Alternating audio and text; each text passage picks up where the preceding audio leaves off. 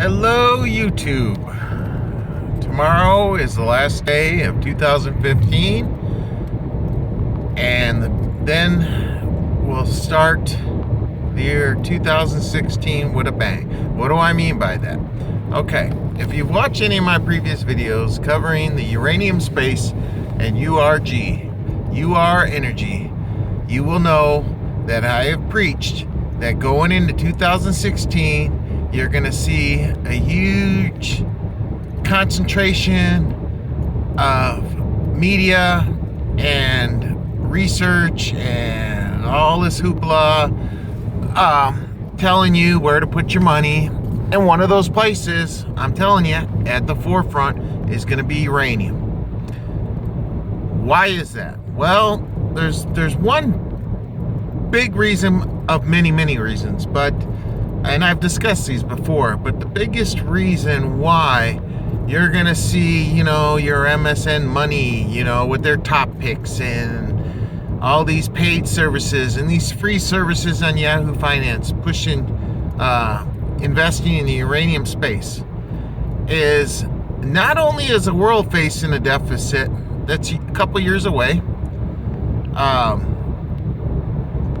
When I say a couple years away, we're projected as worldwide to hit a huge deficit in 2020. But actually, that deficit will start making an impact from about 18 months from now. The reason that you have that is because your utilities have to step up and purchase what their uncovered requirements to maintain their reactors, to keep their electricity coming, and that means I got to step up and purchase uranium into long-term contracts. There's a 30% unmet requirement. Now I'm throwing these numbers at you, and I'm talking about the United States. Now, why do I think the United States is a big deal? Well, it's a big deal because we're screwing up. Really, we really are. We're importing 90% of our uranium. Okay, this is a recipe for disaster, and the reason why that is we don't compete equally with the other countries that are going to nuclear as their baseload energy. And believe me, there's a huge buildup in, building these reactors, these new third generation, super safe, can withstand nuclear missiles. I mean, it's crazy. It's unheard of, but it's true. Okay. Well, anyway, these third generation reactor buildup, is crazy. Starting with China, and you got India, and you got South Korea, you got Japan, you got UAE, you got Egypt, you got England, France, the list goes on and on. The United States to an extent. But the problem is for us, and not so much for India and China and Russia, and everybody, is they're doing these deals where they're not reliant on the overall world U308 spot market, okay? They're protecting themselves. They're leveraging everything. And the way I see it playing out is poor old United States, the homecoming king, as it were, in the world's eyes, is going to fall flat on its face. Because what is going to happen is we are going to be at the mercy of the spot price and playing catch up and overpaying for uranium. And that's what's going to happen.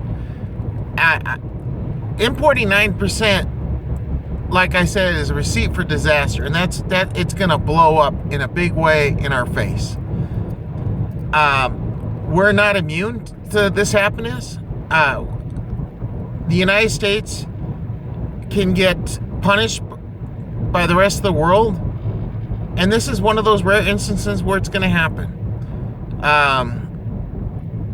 We had the COP 21, I call it the COP 21 Clean Energy Summit.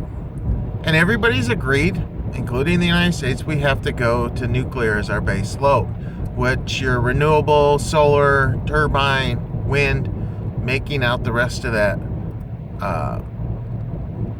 green energy plan. Coal's going away. Not completely away. It's going to go away in a big way, though. You still need it to make steel. But it's proven that it's not worth the negatives. The positives don't outweigh the negatives. And, living here in Kentucky like myself, I work in a medical unit for the military. And I talk to my coworkers, that work in these ERs. And they tell me, you'd be shocked at how many coal-related injuries and death are. I mean, it's a common occurrence. So it makes you wonder, why have we stuck with coal so long? Well, the reason why we stuck with coal so long is because coal is paid, line the pockets of politicians that have protected them. That's what it is, and that's coal's no different than a lot of different type of what do you call them? I can't think of it right now, but interests, right? Protect certain interests. Well, the United States, 90% reliance on importation. Well, 50 of that 90%, 45% of the 90 comes from Kazakhstan. Kazakhstan's in bed with the Russians and Putin.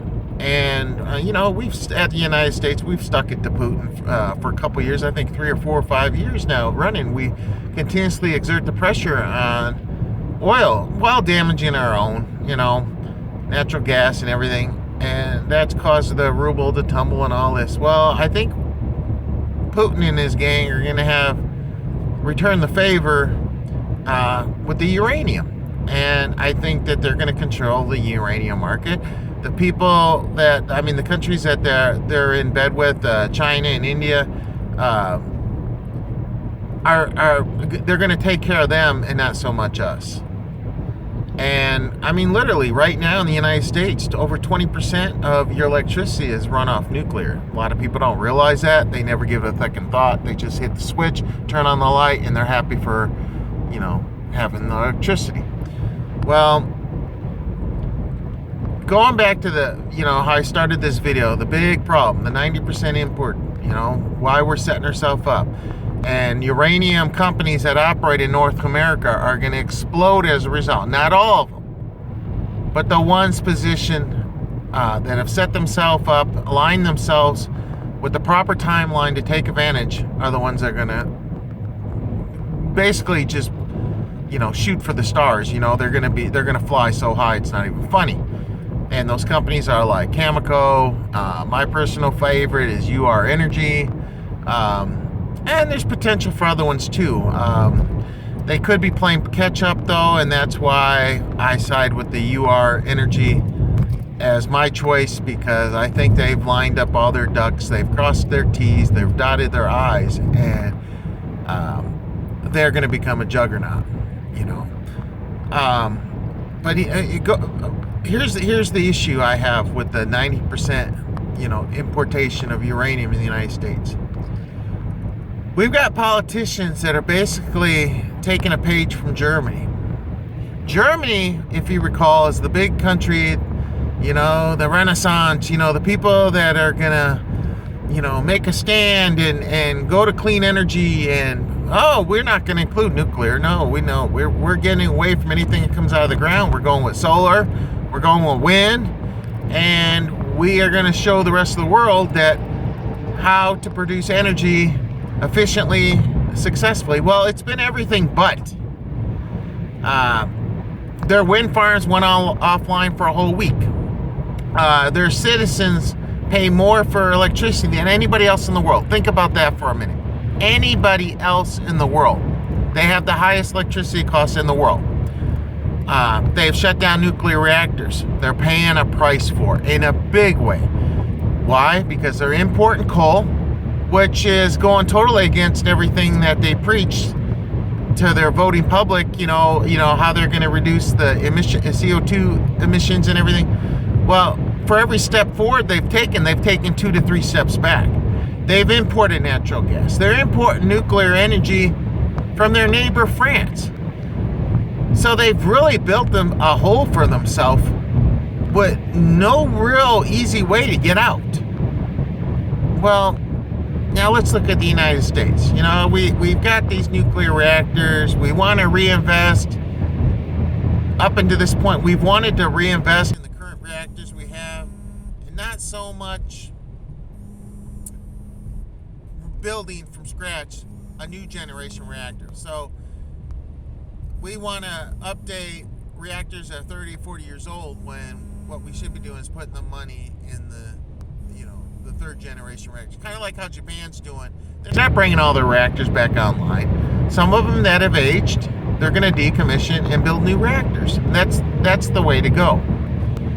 Well, and then we keep our politicians keep giving these write-offs and these tax credits for solar and wind. Well, that's great, but when's enough's enough? Because it doesn't pay for itself. There's that whole business is on stilts. It survives because of the credits. Now, don't get me wrong, I am not against it. I am a true believer in solar, wind, turbine, all that. Hydro, I'm into it all. But you cannot have a successful renewable energy system without a true base load power. And the only one that's going to help them reduce CO2 emissions is nuclear energy. Cheapest, consistent, most powerful, safest. It literally is. And you got Bill Gates, like I mentioned in other videos, who's trying to take spent uranium and recycle it. And it looks like he's going to be able to do it. It might take about 8 to 12 more years, but it looks like he's going to be able to pull it off. I wouldn't bet against the man. But as far as the United States repeating the fallacies and the huge mistakes that Germany's done that are now paying the price, we're doing the same thing. So who benefits from that? I'll tell you who benefits from it. You and I benefit. We benefit if we put our money to work for us and your Camcos, your URG. Become rich. There's no easy way in life. You know that. But there's nothing against taking easy money the smart way either. That's all I got. Just a simple video. It's dark. I'm almost home, but I thought it was important to put out because the uranium stocks are really rallying. I see that continuing into 2016. URG is currently at 65 cents. I expect within about the first week of 2016, that's not far away off. That's next week. That you'll see the stock touching about 78 cents, set a new base, and set a new seller, a new basement, whatever you want to call it, and from there growing to over $1.20, and then popping around like pop rocks, and then exploding again further once it sets 120 as its new 115, 120 as its new basement, and then you'll see the stock over $4 in about a year. Easy. Maybe even $7 to $8. 5 years, who knows? $60, who knows? Too far out. Can't project. Wouldn't even try to project because you can't account for what isn't out of the ground yet. And they have a lot of assets. And they've got the cheapest way of getting it out of the ground in mining, okay? It's not conventional mining. It doesn't just disturb the earth. It's very clean. It's very fast. It's very efficient. It's very cheap. And they've got all these mines lined up, working in 18 months to 2 year time frame between each other. They currently are working Lost Creek. They're trying to expand Lost Creek, which has been a very good mine for them, to double the size. They're bringing Shirley Basin online in less than 2 years. After that, they got Lost Creek. Sorry about that. Lost Soldier coming on. Then they've got another one located in Wyoming. And they also got, in lateral movement, they've got their investments up in Canada. Okay? So, I like everything they're doing. I like that they've overperformed and not tooted their own horn by over-projecting and then coming in, under. But they've actually overperformed everything that they put out there. They've met every standard, and they've exceeded their time frame, and that's why you need to put your money there. But don't listen to me. I'm just a hallway lawyer. Do your own research. Study. Use Google. It's a very, very effective tool to get the knowledge that you seek. Thanks for watching. Take care. Reply later.